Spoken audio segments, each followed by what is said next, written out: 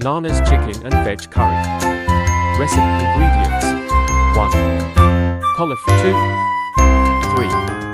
Broccoli 4. Onions, courgettes and bell peppers. 5. Chickpeas. Tomato puree. Step 1. Onions into a pot. Step 2. Add your tomato puree. Next, curry powder. Leave it to cook for a while and use a hand blender to blend to a paste onto the veg and chicken. Put a frying pan on fire with oil and heat it up for a bit. Fry the veg and add turmeric.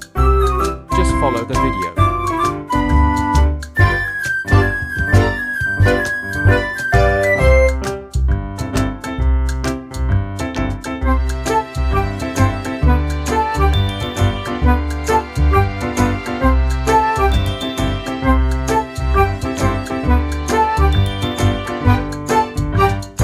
Put all the veg and chicken in a pot. Add chickpeas and leave it on a low presentation.